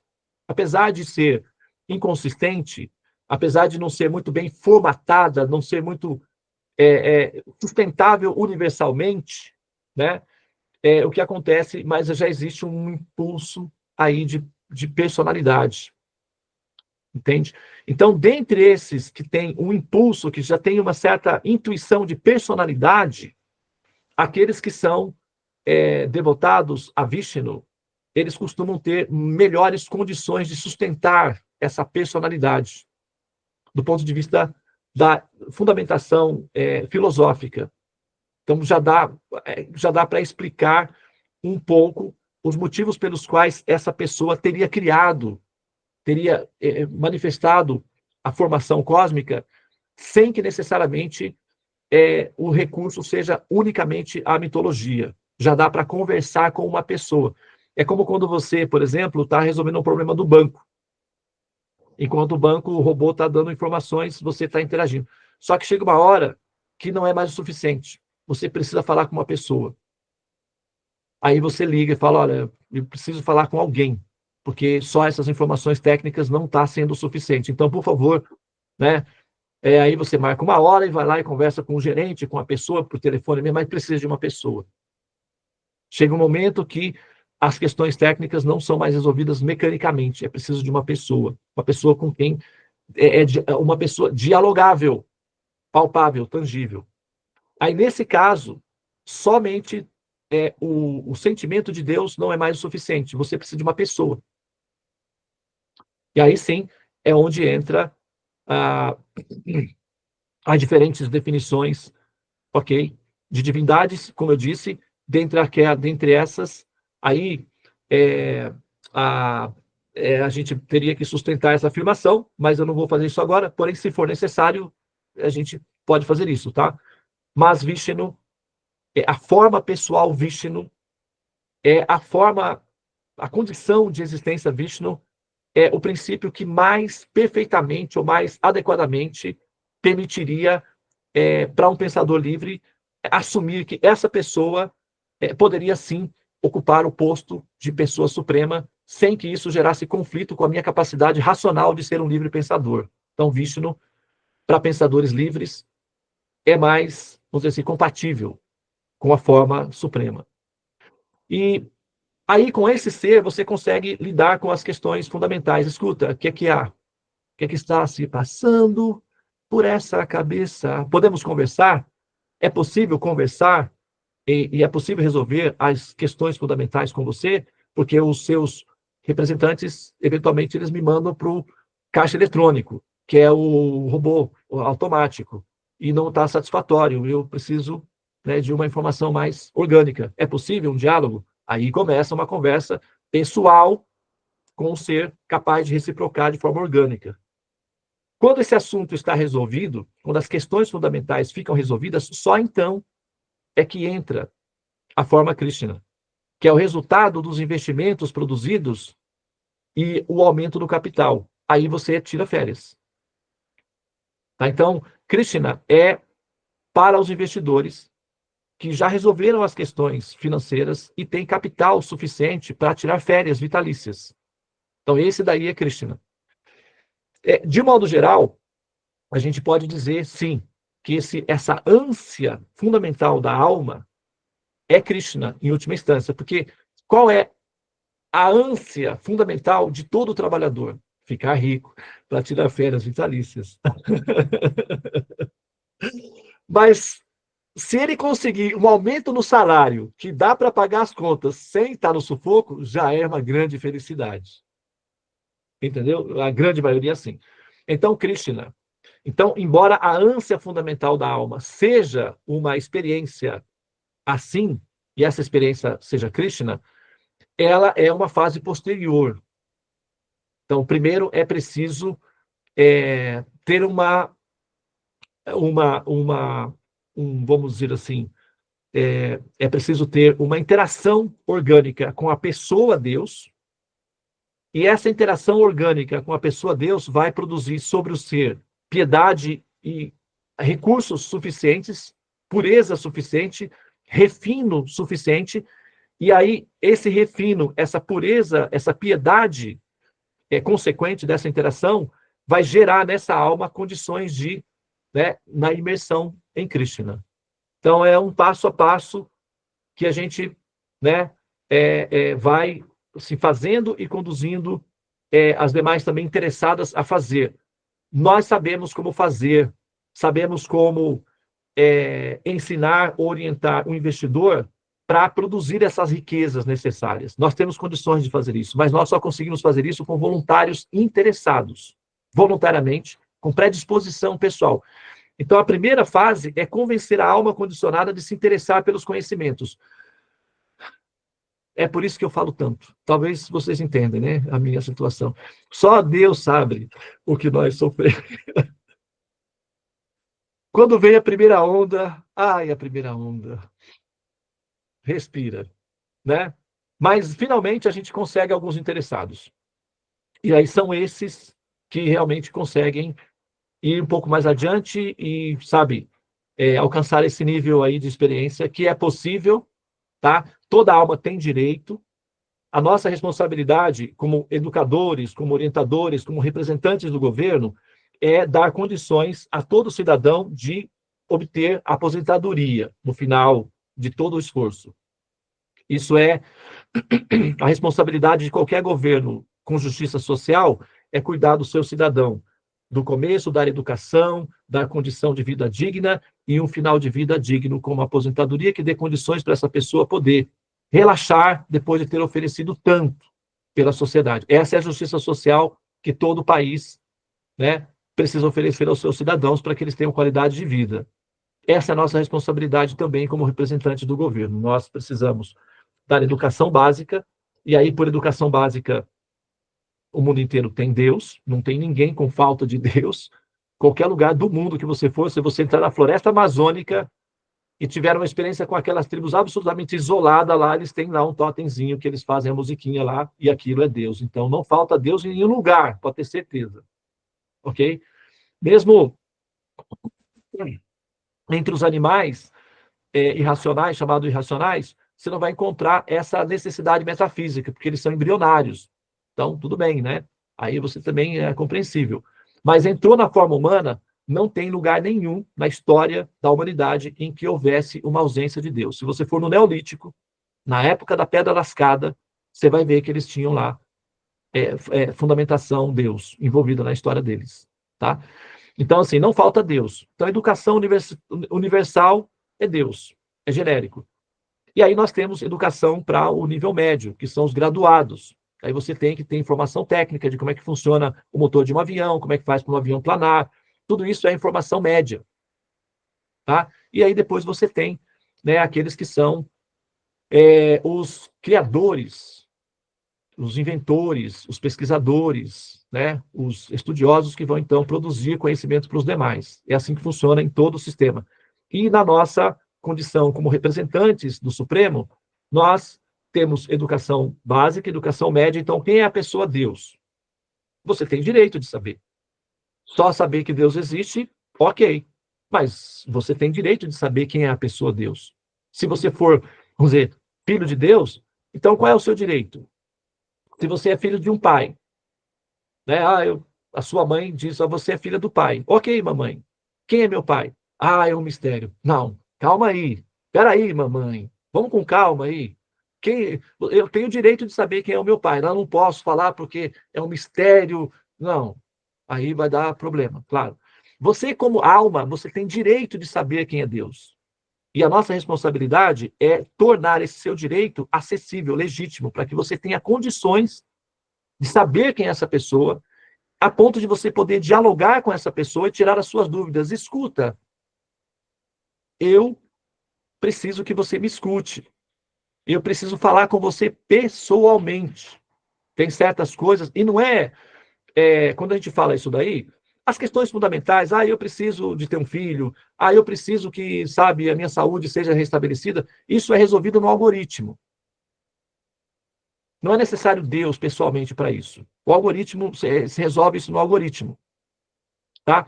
Quando a gente está falando de uma relação de intercâmbio pessoal com a pessoa Deus, as suas questões têm que justificar esse encontro. Se as suas questões for básicas, protocolares, o algoritmo mesmo dá conta. Então, não é necessário você diretamente. Quando nós estamos falando com essa pessoa diretamente, os objetivos são intelectuais, no sentido de de entender qual é a justificativa para que você faça as coisas como você faz. Esse deve ser o motivo que justifica o encontro pessoal com essa pessoa. Se os objetivos forem técnicos, conseguir um emprego, melhorar a saúde, isso nós fazemos através dos JAGs. É protocolar. É no algoritmo que a gente resolve isso. Com a pessoa suprema, o assunto deve ser interessante para ela. Porque tratar dos nossos problemas técnicos, o algoritmo já dá conta, ele já tem um sistema que faz isso. Então, quando o nosso assunto se torna pessoal, qual é o seu motivo? O que justifica você expandir almas, criar esse fenômeno todo e fazer a manutenção? Eu estou muito curioso em saber o que está acontecendo com você. Você está bem? Tem algo que eu possa fazer para te ajudar? Porque, afinal de contas, parece ser extenuante o seu trabalho e eu quero muito entender o que se passa na sua cabeça. Por que você cria? O que está acontecendo com você? Você está disposto a conversar sobre isso? É possível um diálogo entre nós sobre isso? Esses são os assuntos a ser tratado com essa pessoa. E esses tipos de comunicação só é possível quando a parte básica dessa possibilidade é entendível. Então, quando você, cidadão, entende que você tem direito a esse tipo de informação, de diálogo, aí você pode ter acesso direto a essa pessoa. E a nossa responsabilidade é se tornar capaz de ter acesso direto a essa pessoa para ter comunicação e diálogo com essa pessoa. Tá? Então, quando isso é elaborado, daí nós também temos a responsabilidade de te dar informações e condições de treinamento, daí já é estágio, de como você eventualmente poderia interagir na sua condição existencial elaborada ou final, já dentro da relação direta com Krishna. Chama-se Lila. Só que nós temos condições de fazer isso. Entretanto, as etapas iniciais, prévias, que permitiriam esse movimento, esse passo a passo, tem que ser observado de maneira cooperativa com o orientador. Não pode ser inventada no meio do caminho. Ela pode ser reinventada depois de ter feito o caminho. Primeiro se faz o caminho, aprende-se o caminho, assimila-se o caminho, e depois você pode, ou qualquer outro pensador, pode voltar e reinventar o caminho, mas o objetivo tem que ser alcançado. Senão, chama-se autolatria. Ou seja, você vai explorar a consciência condicionada, que já está empobrecida e perdida, para se autoadorar. Isso é infração, gera karma e recebe-se punição para isso daí também, através das leis do karma. Então, o pensador livre que fez o caminho, ele tem uma responsabilidade de conduzir o interessado até a etapa final. Mas o aprendiz tem que cooperar com o orientador. O orientador assume a responsabilidade de conduzir o ser até a etapa final. É a responsabilidade dele, o mestre, né? O guru, é chamado guru. Tá? Entretanto, o caminho deve ser, o passo a passo deve ser observado pelo buscador, pelo aprendiz, de maneira cooperativa, para que o resultado final seja efetivo. É como montar um relógio suíço. Então, o aprendiz tem todas as peças ali e está junto com o mestre. Coloca essa peça aqui. Ele vai e coloca. Agora, essa peça aqui. Ele vai e coloca. No final, vai ter um relógio funcionando. Se o aprendiz mudar a estrutura, no meio do caminho, por capricho, por distração, por desinteresse, então a responsabilidade da falha do aprendiz não é do mestre, é do aprendiz. O mestre só pode assumir a responsabilidade por um aprendiz cooperativo. Aí sim, funciona. Tá? O guru, ele é responsável pela liberação do discípulo, mas ele só o faz quando o discípulo está predisposto a assumir essa responsabilidade para si também. Mas é verdade que o impulso fundamental da alma, esse Krishna, nós podemos falar Krishna porque nós temos conhecimento dele. Mas até pouco tempo atrás nós não tínhamos. Então a gente não tinha como falar Krishna. Nós podíamos falar qualquer outra coisa, menos Krishna. Então, Krishna não é necessariamente uma obrigatoriedade à humanidade. A humanidade genérica não precisa de Krishna. Krishna é uma prerrogativa disponível para almas, vamos dizer assim, de excelência e exigentes. Almas que descobriram que, de repente, podem ter o melhor dos melhores, a melhor experiência. E tem condições, capital, né, para corresponder a essa aventura, vamos dizer assim. Isso requer o quê? Conhecimento. Aí volta de novo tudo lá atrás. Mas a resposta para a sua colocação é sim.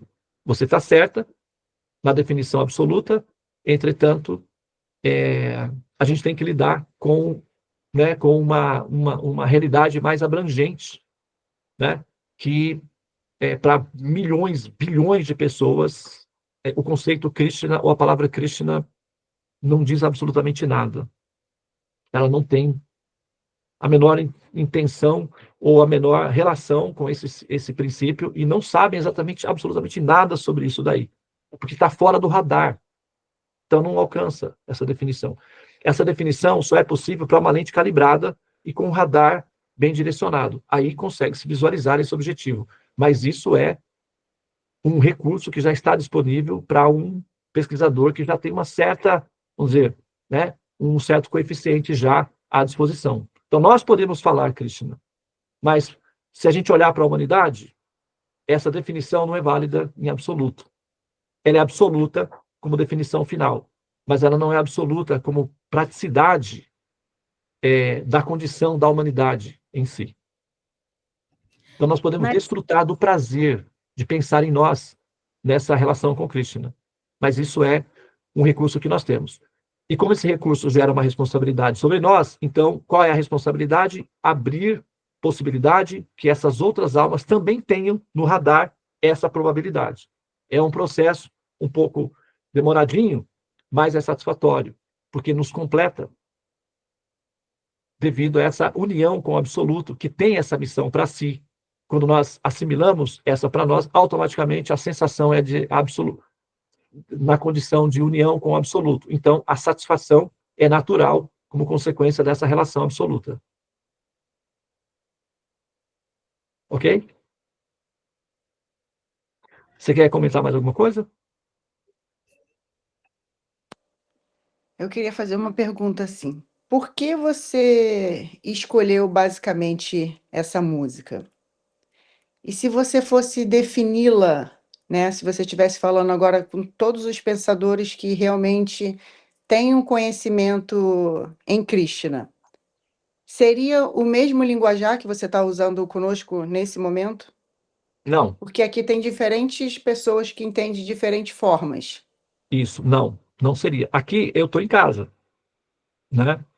Eu estou em casa aqui. Eu estou de volta para o meu aconchego, né?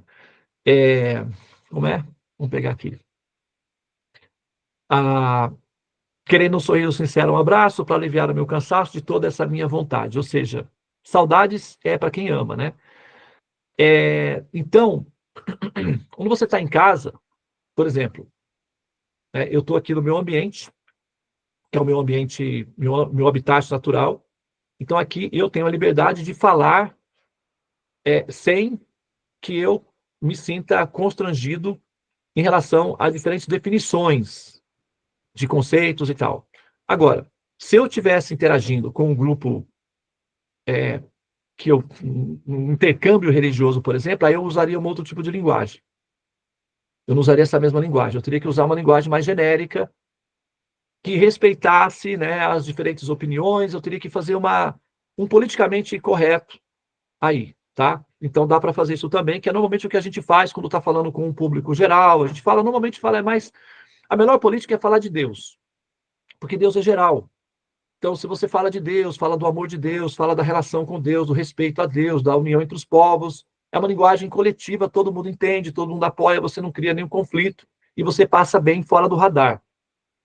Agora, se você está numa sala de pesquisa, que você tem liberdade para lidar com os elementos, então você precisa ter o grupo geral, não pode entrar na sala que é específica para pesquisadores.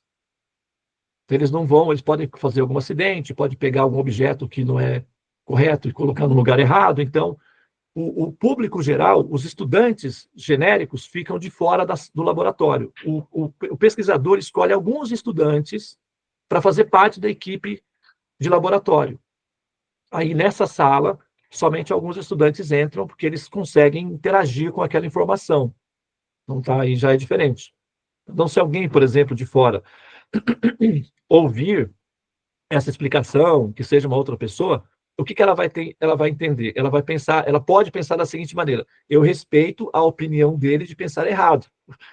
É o máximo que ela pode fazer.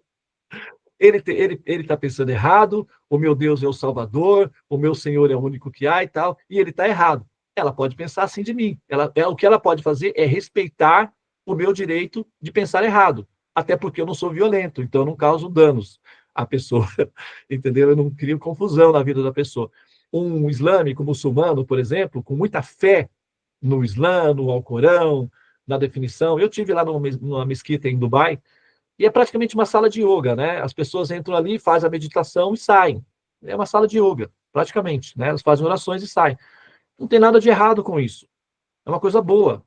E é muito agradável, silencioso, né? Você tem uma série de disciplinas, você tem que... É muito bom, ok? Não tem nada de errado. E como eu não sou uma pessoa perigosa, assim, nesse sentido, eu posso entrar em qualquer lugar e eu vou respeitar o ambiente, vou interagir com o ambiente e vou respeitar o direito deles de pensarem, né? Não necessariamente errado, é como a gente tem que colocar sempre essa definição de canista, madhyama e utama. Uma coisa canista não significa errada, mas uma coisa madhyama é melhor do que uma coisa canista, e uma coisa utama é melhor do que uma coisa madhyama, né? Então, no máximo que eles podem fazer é respeitar o meu direito de pensar errado. E talvez eles podem abordar vocês e dizer: olha, cuidado, esse moço aí, olha, não é bom vocês ficarem ouvindo ele, não. Eles, eles podem até fazer isso daí. Mas como vocês são livres pensadores, vocês podem ouvir o conselho da pessoa e podem seguir ou não. Você é um livre pensador. O que nos une é o interesse aos conhecimentos. Eu não tenho como coagir vocês, constrangê-los. Eu não tenho como... você só consegue fazer isso através do medo das armas. Então, no passado, as religiões utilizavam a questão do medo, a natureza, toda a confusão da vida e tal, ou então armas. Aí você consegue obrigar as pessoas a seguirem um determinado tipo de, né, fé religiosa, ou etc. Não é o nosso caso. Nós somos pensadores livres, vivemos num país livre, numa época histórica bastante promissora, que é o florescimento da democracia, da liberdade das pessoas de pensarem, interagirem com... Então, é um momento muito próspero para poder pensar, ser um pensador livre. É o que nos une, tá? Mas a linguagem é diferente. Assim, se eu estiver falando, por exemplo, com um grupo espírita, por exemplo, eu não posso falar diretamente que o termo encarnação é obsoleto, porque isso vai ferir, vai magoar, Agora, aqui na minha sala, eu posso. Eu não tenho autonomia. Assim, eu talvez não possa, vamos dizer assim, eu não possa... Tem pessoas que têm hábitos, vamos dizer, vamos colocar um hábito aí meio... Sabe, um hábito meio... sapatos, né? Você não pode entrar num local, determinados locais, usando sapato, por exemplo. Você entra na casa de um árabe usando sapato, isso é uma ofensa grave. Um indiano é uma ofensa grave. Inclusive, quando eles querem dizer para você, quando eles querem te ofender severamente, que eles querem magoar seu coração, eles tiram o sapato e jogam em você. Isso é uma ofensa gravíssima. Pode, para nós aqui, uma bobagem, né? Jogou um sapato e tal. Não tem nenhum, mas para um árabe ou um indiano, essa é um recurso que indica que você, para mim, é tipo lixo, porque é o que a gente faz quando os sapatos servem para nós pisarmos sobre o lixo, que não nos afeta. Então, é isso que está querendo dizer, entendeu? Então, você não pode. Agora, se você está na sua casa, num país que você não tem essas considerações, você pode entrar de sapato na sua própria casa, que está tudo certo. Ok? Não vai ter ninguém para te... Então, tem certas coisas que você não pode fazer no público, mas você pode fazer em particular. Então, aqui na minha sala, que é onde eu oriento os meus alunos, eu posso dizer que o termo encarnação, ele é obsoleto, e posso fundamentar isso.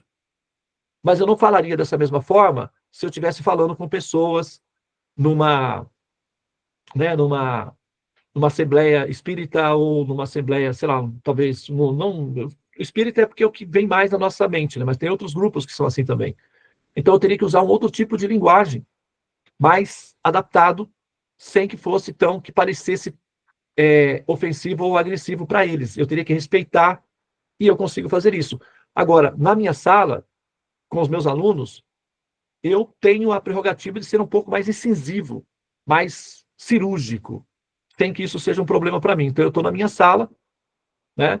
E aqui a gente respeita todas as opiniões, todas as religiões, as pessoas podem praticar, entretanto, o nosso direito de exercitar o nosso conhecimento é inalienável, porque nós somos livres pensadores.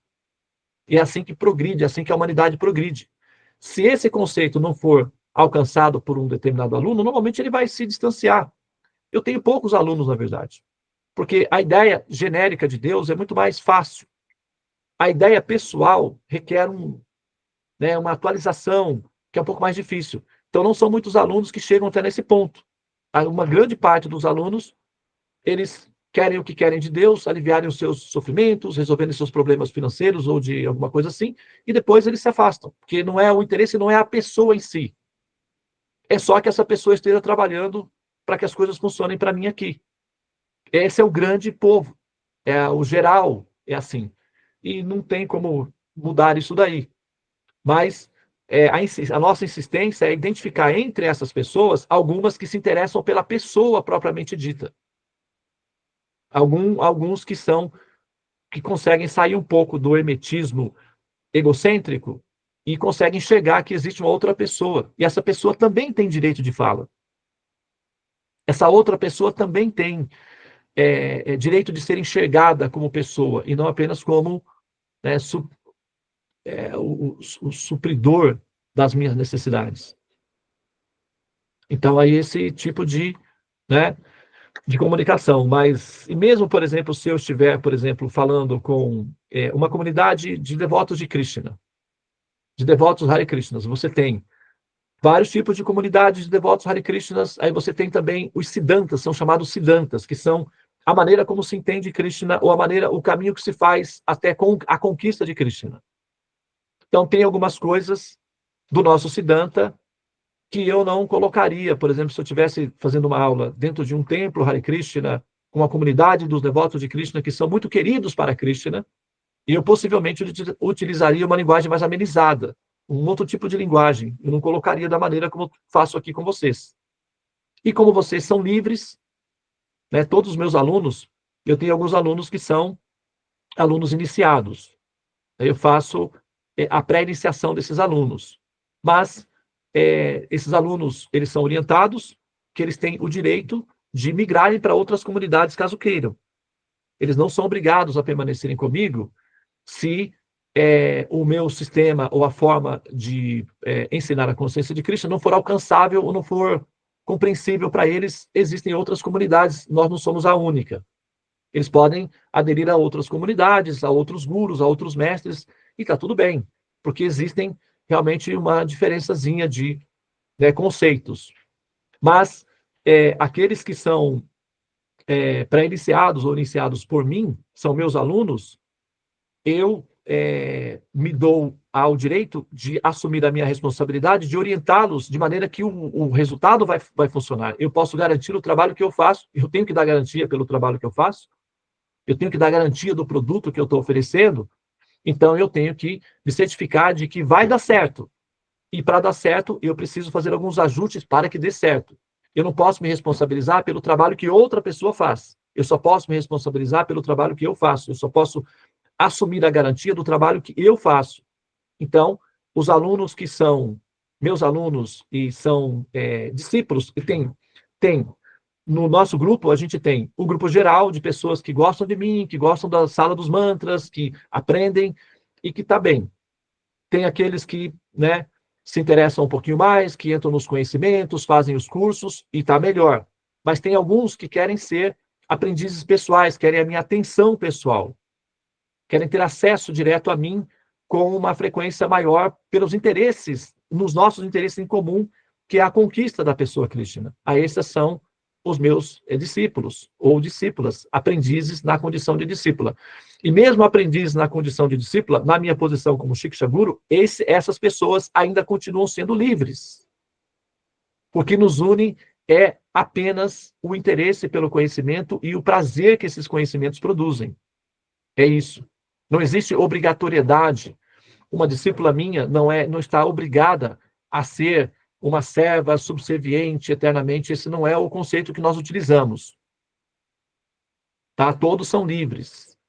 E aí você vai nessas diferentes... E para cada...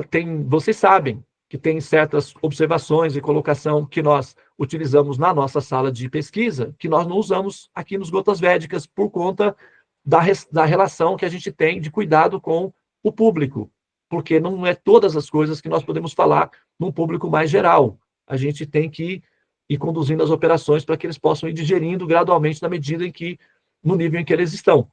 Mas na nossa sala particular, que é a sala do tratado, então os temas são abertos, assim, de uma maneira mais visceral, e realmente, não é? Quando você vai fazer medicina, por exemplo, abrir um corpo pode causar náusea.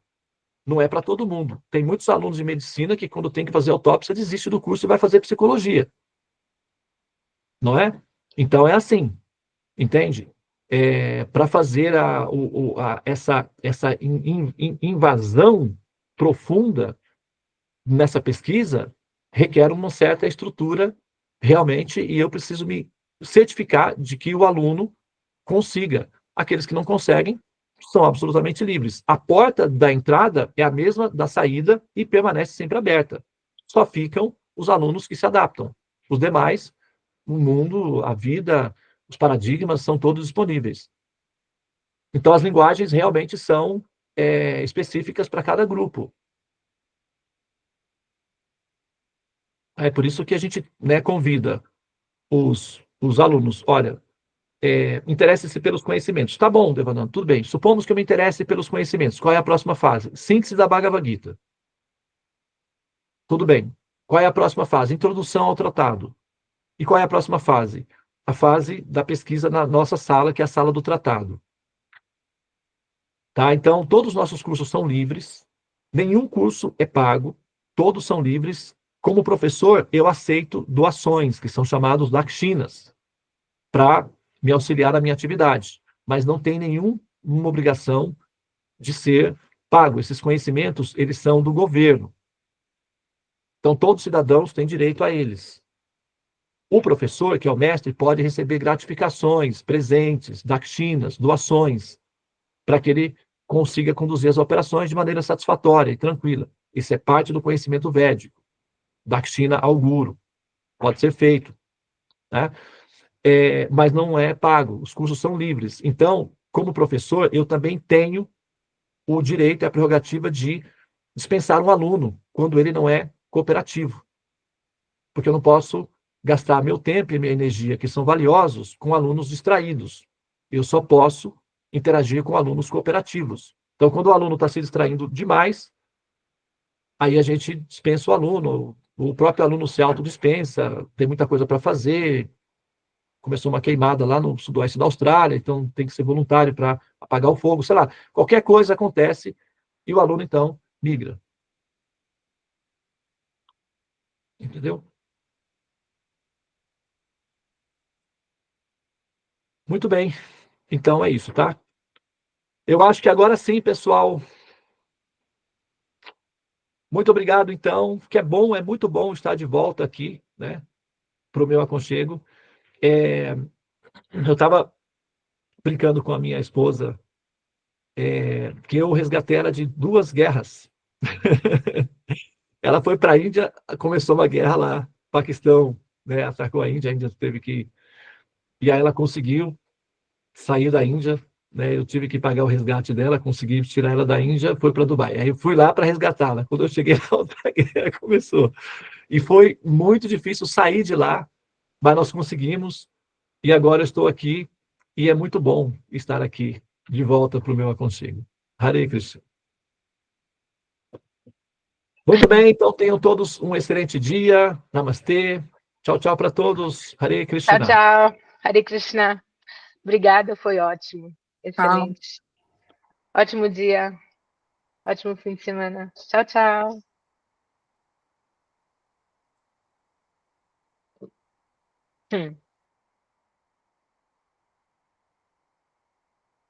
Eu acho que a Devi esqueceu de interromper a gravação. Acho que eu consigo interromper aqui. Uhum. Ainda está em andamento. Eu vou falar com ela. Isso. Interrompa a gravação. Tá bom? Tchau, tchau.